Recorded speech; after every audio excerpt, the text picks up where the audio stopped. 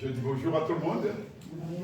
Je vous salue et je voudrais dire à tous mes frères et sœurs de la plateforme numérique, des réseaux sociaux, que je les aime. Et nous avons besoin de plus en plus d'entendre ce mot-là, je vous aime. Ça a été le mot de Jésus. Alléluia, je vous aime.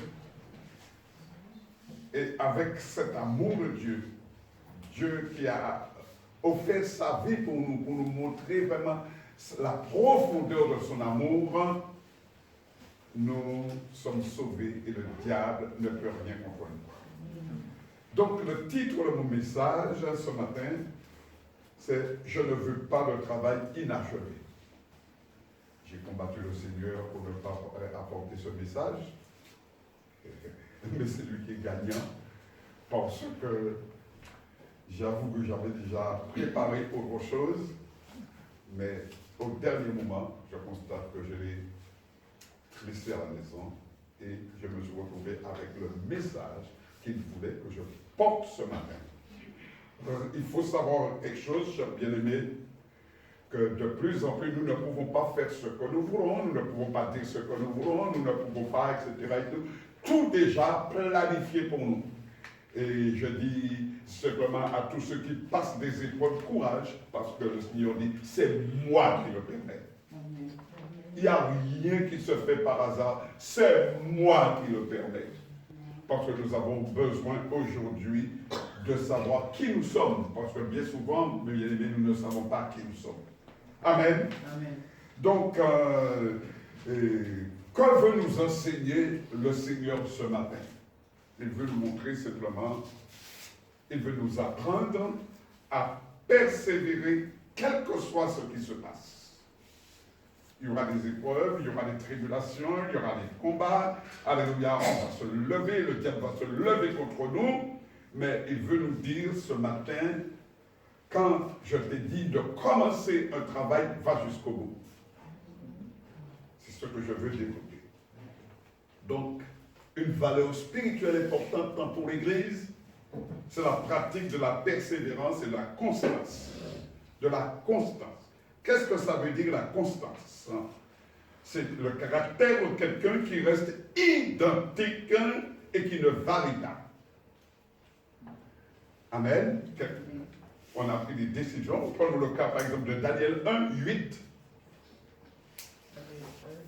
Verset 8.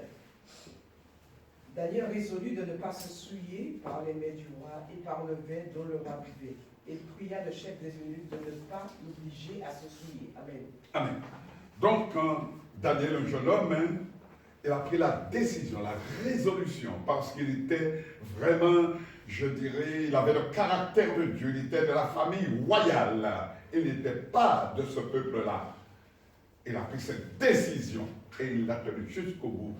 Et là, nous voyons un peu comment le Seigneur l'a conduit pas à pas, à travers les épreuves, à travers la formation, parce qu'il nous faut être formés, mes bien-aimés, pour pouvoir rentrer, pour pouvoir être bénis. Et il a tenu bon, simplement parce qu'il avait pris la décision de ne pas se souiller. Il est dit dans le livre de sa vie qu'il priait 3 fois par jour. Et il était vraiment constant, mes bien-aimés. Donc, la persévérance, c'est la même chose. Et Jésus promet que tous ceux qui prennent cette décision, eh bien, seront bénis. Luc 22, verset 28-29. Alléluia. Le Seigneur aime cette attitude. C'est une attitude, c'est un caractère, mes bien-aimés, que nous devons posséder. Alléluia, et qui met le diable par terre, c'est de persévérer, ayant la constance de nos promesses au Seigneur. Mais bien aimé, il y a des conséquences terribles pour ceux qui s'impatientent, parce que le contraire de la patience, c'est l'impatience. Alléluia, ceux qui ne sont pas constants dans leurs décisions, qui sont flottants, qui leurs vies sont en dents de scie, ils prennent des décisions demain, etc. et tout, changent. Eh bien, je vous dis, chers bien-aimés, que automatiquement, il y a des conséquences terribles. Et le diable, surtout, c'est lui qui nous observe et qui nous connaît. Alléluia. Nombre 21, verset 4-5. Nombre 21, versets 4 à 5. Il partit de la montagne de Hor par le chemin de la mer Rouge pour contourner le pays d'Édom. Le peuple s'implanta en route et parla contre Dieu et contre Moïse. Pourquoi nous avez-vous fait monter hors d'Égypte pour que nous mourions dans le désert? Car il n'y a point de pain et il n'y a point d'eau, et notre âme est dégoûtée de cette misérable nourriture. Amen. Amen. Le peuple s'impatienta. Le peuple s'impatienta en route.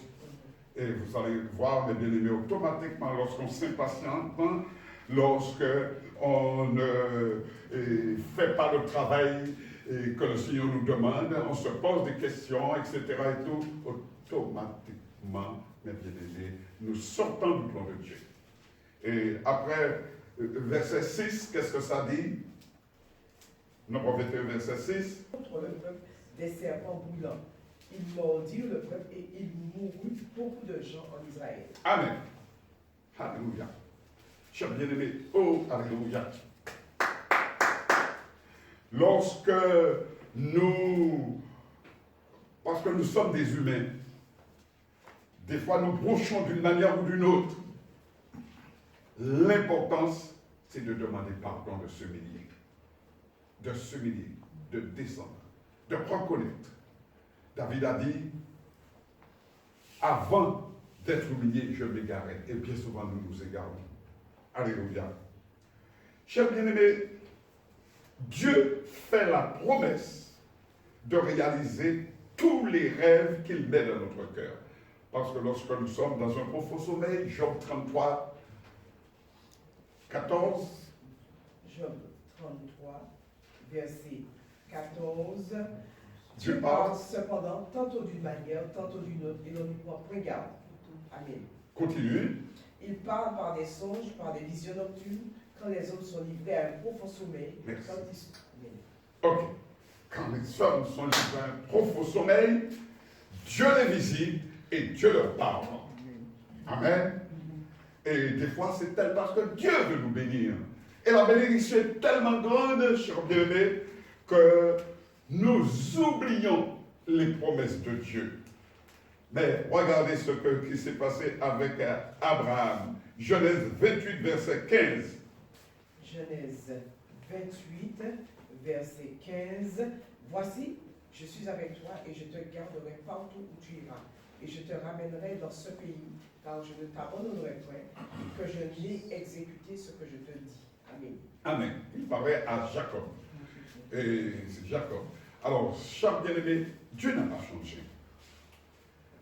Lorsqu'il nous a demandé de rentrer dans la chambre haute et d'attendre ce que le Père vous a promis, il a dit, je m'en vais vous préparer une place et je reviendrai vous chercher afin que vous soyez là avec moi.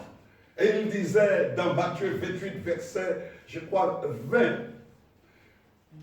Matthieu 28, verset 20. Et tous les jours jusqu'à la fin du monde. Je suis avec vous jusqu'à la fin du monde. Alléluia. Dieu n'est pas menteur. C'est pourquoi, chers bien-aimés, surtout dans ces temps difficiles, ne soyez pas découragés.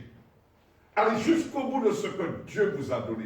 Même si le monde ne comprend pas, alléluia, l'épreuve que vous passez.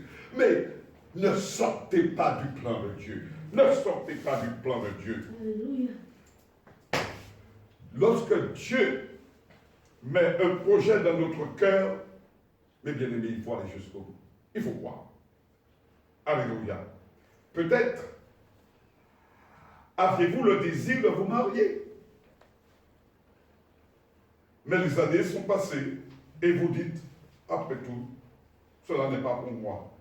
Combien de fois avons-nous fait des rêves et nous pensons que cela n'est pas pour nous? C'est le diable. Peut-être que tu veux un enfant. Alléluia. Tu désires un enfant. tu rêves que tu as un enfant et puis tu te décourages. Mais c'est toi qui vas faire venir l'enfant. Alléluia. Rappelons-nous d'Abraham et puis de Sarah. Sarah a ri lorsque l'ange est venu lui dire, tu auras un enfant. Et je n'ai plus un enfant, mais c'est pas possible ça. Et mon mari, il est... Mais tu es Dieu. Dieu est Dieu. Amen. C'est vous qui attirez les choses, c'est vous qui créez les choses. Parce que la nature de Jésus est en vous. Mais si vous vous regardez comme un simple humain, non pas comme quelqu'un qui a reçu vraiment Christ en lui, la puissance de Dieu en lui, automatiquement le diable se rit de vous. Parce que vous êtes dans la tristesse, vous êtes dans l'abattement, vous êtes dans l'amertume, et automatiquement, vous n'êtes plus dans le plan de Dieu. Et le diable, mes bien-aimés, commence à travailler dans votre vie, et c'est la malédiction qui rentre. Arrêtez de penser que cela ne vous arrivera jamais. Mais dites-vous plutôt, enfin que vos rêves sont en train de se réaliser, commencez par proclamer, Seigneur, je sais que tu vas terminer ce que tu as commencé. Je te remercie pour tout ce que tu vas accomplir dans ma vie. Voyez les choses se réaliser. Le Seigneur vous a promis quelque chose. Eh bien, anticipez, allez plus loin. Commencez à bâtir, commencez à construire, commencez à réaliser les choses, même ne le voyant pas. Parce que la foi, mes bien-aimés, ce n'est pas le visible, ce n'est pas le tangible, mais la foi, c'est croire à la parole de Dieu. C'est amener les choses à la réalisation. Genèse 39, verset 21. L'Éternel fut avec Joseph et il étendit sur lui sa bonté. Il le mit en faveur aux yeux du chef de la prison. Amen. Amen. Et si vous connaissez l'histoire de Joseph, Joseph a été vraiment, c'est une histoire assez tumultueuse, assez bouleversante, hein, mais il a cru. Parce qu'il a cru vraiment qu'il avait été visité. Il a cru à ses rêves. Il a cru qu'il était vraiment, que Dieu le préparait pour autre chose. Il ne le savait pas, mais il a cru. Amen. Amen. La parole de Dieu nous dit, si tu crois, tu verras la gloire de Dieu. Et pourquoi nous ne voyons pas la gloire de Dieu? On parle de la gloire de Dieu, on ne voit pas la gloire de Dieu. Parce que, mes bien-aimés, nous sommes simplement encore dans charnel. Nous ne voyons pas comme Dieu voudrait qu'on voit. Simplement parce que la parole n'a pas réalisé une transformation en nous. Et tant que la parole n'avons pas accepté la transformation, la métamorphose, nous sommes pauvres. Parce que rien n'a réussi. La chair ne peut produire absolument rien. Exode 3, 12. Exode 3, verset 12. Dieu dit, je serai avec toi et ceci sera pour toi le signe que c'est moi qui t'envoie. Quand tu auras fait sortir d'Égypte le peuple, vous servirez Dieu sur cette montagne. Amen. Amen. Ensuite, Juge 6, verset 16. Juge 6, verset 16. L'Éternel lui dit, mais je serai avec toi et tu battras Madian comme un seul homme. Amen. Amen. Psaume 46, verset 7. Psaume 46, verset 7. L'Éternel des armées est avec nous, le Dieu de Jacob est pour nous une haute retraite. Amen. Amen. Alors, chers bien-aimés, j'ai voulu, et vous pourriez ajouter aussi votre témoignage. Parce que la Bible continue, l'histoire de l'Église, l'histoire de Dieu continue, surtout avec cette humanité. Ce n'est pas terminé. Parce qu'il faudrait ouvrir votre intelligence pour savoir que simplement vous êtes en route. Mais le plus beau reste à venir. Parce qu'il est parlé, mes bien-aimés, de l'enlèvement de l'Église, au son de la trompette. Il est parlé du règne du peuple de Dieu avec lui. Il est parlé de beaucoup de choses. Alléluia. Alors, le Seigneur est avec vous lorsque vous faites le travail de Dieu. y aura des combats, mais il sera là. Chers bien-aimés, alors, pourquoi cette lutte dans votre cœur?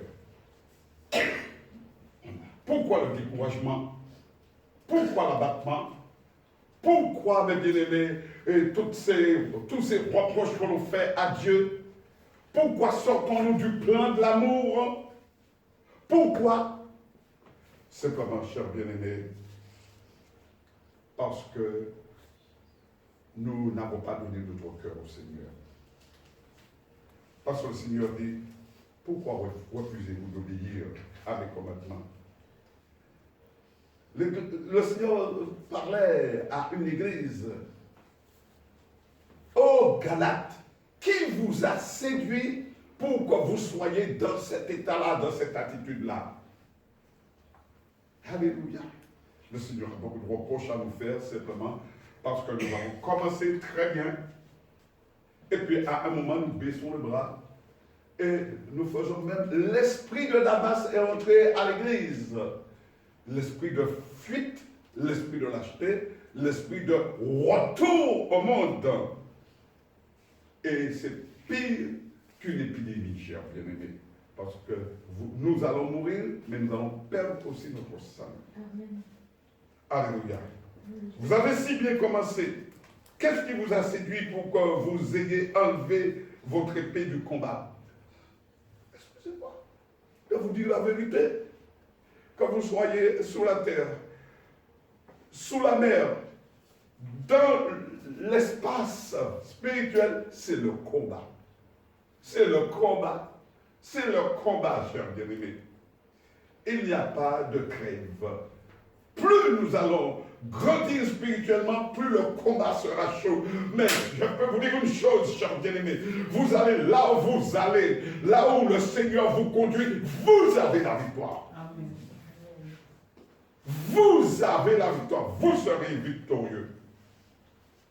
Alléluia. Mais bien-aimés, le Seigneur demande un réveil.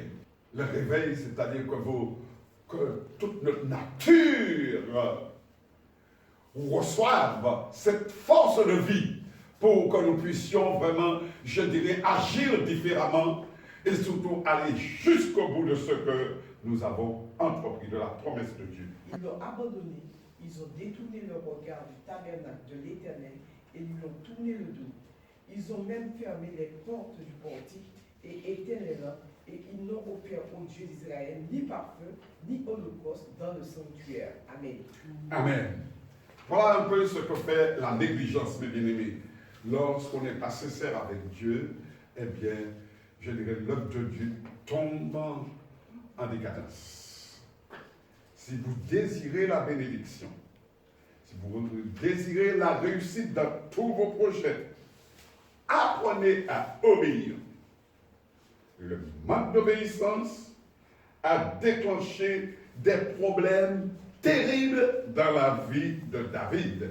Et pourtant, le Seigneur a dit, j'ai choisi David, fils d'Ésaïe, un homme selon mon cœur qui fait toute ma volonté. Mais, il y a un endroit où il avait péché par négligence. Il n'a pas été jusqu'au bout du travail. Et à cause de cela, eh bien, c'est toute sa famille qui a payé vraiment les conséquences. 2 Samuel 11, verset 1. 2 Samuel 11, verset 1. L'année suivante, au temps où les rois se mettaient en campagne, David envoya Joab avec ses serviteurs et tout Israël pour détruire les fils d'Amnon et pour assiéger Rabba. Mais David resta à Jérusalem. Amen. Amen. Mais David resta à Jérusalem. Le diable avait un plan pour lui. Alléluia. Et il devait être avec sa troupe, il devait être avec son armée, mais David resta. Alléluia. Il ne s'est pas déplacé. Et tout de suite après, qu'est-ce qui se passe, Marc-Claude? Tout de suite après, verset 2. 2 Samuel 11, verset 2. David fit demander qui était cette femme, et on lui dit, n'est-ce pas Bathsheba, fille d'Eliab, femme d'Uri, de Étienne? Amen. Amen. Et vous connaissez l'histoire. il est roi, hein, il va coucher avec la femme elle est mariée, etc. et tout, mais il s'en fout, il a tous les pouvoirs. Il a tous les pouvoirs. Mais, cette faute n'a pas été pardonnée. Parce que c'était un responsable, un conducteur. Alléluia. L'heure est arrivée, je vais conclure en disant Alléluia.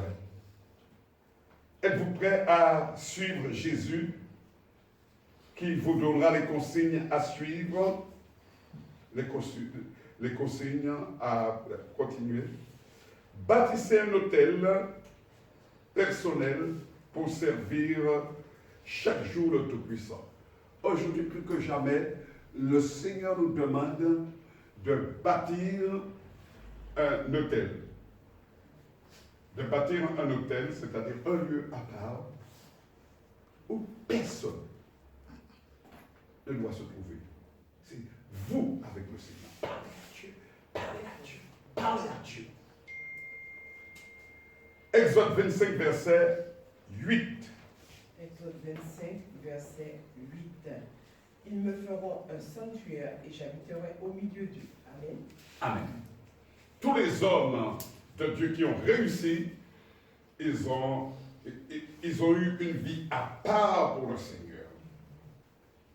Vous me bâtirez un sanctuaire et j'habiterai au milieu de vous, au milieu d'eux. Chers frères et sœurs, amis qui m'entendez, vous, peut-être qui ne connaissez pas Dieu et qui par hasard est tombé sur cette vidéo, sur cette instruction, sur cette exhortation, et avec Dieu il n'y a pas de hasard. Je vous dirai une chose, chers bien-aimés, ne vous laissez pas piéger par la négligence. La négligence. Aujourd'hui, vous prenez de bonnes décisions et demain, vous avez déjà lâché, vous êtes déjà dans le bon. 2 Samuel 11, verset 27. 2 Samuel 11, verset 27. Quand le deuil fut passé, David l'envoya chercher et l'a recueillie dans sa maison. Elle devint sa femme et lui enfanta un fils. Ce que David avait fait déplut à l'Éternel. Amen. Et toute sa famille a payé les conséquences. Chers bien-aimés, je terminerai en vous disant une chose. Le devoir d'obéissance totale exigé à Dieu. Et il est écrit que l'obéissance vaut mieux que tous les sacrifices. Nous sommes dans un temps où le Seigneur va nous demander des choses, alléluia, et qui seront difficiles pour nous de mettre en pratique. Mais nous devons apprendre à obéir. Pour terminer, Deutéronome 26, verset 16. Deutéronome 26, verset 16. Aujourd'hui, l'Éternel ton Dieu te commande de mettre en pratique ses lois et ses ordonnances. Tu les observeras et tu les mettras en pratique de tout ton cœur et de toute ton âme. Amen. Amen. Que Dieu vous garde et que Dieu vous bénisse. Le Seigneur a dit, je ne veux pas de travail inachevé. Et je peux vous assurer, mes bien-aimés, que ça m'a secoué parce que j'étais en train de prendre une décision, sortir d'une épreuve, mais tout de suite, à ce point-là, si j'étais sorti du plan de Dieu, si je n'avais pas obéi à Dieu, est-ce que toi tu serais sauvé aujourd'hui? Que Dieu vous garde et que Dieu vous bénisse.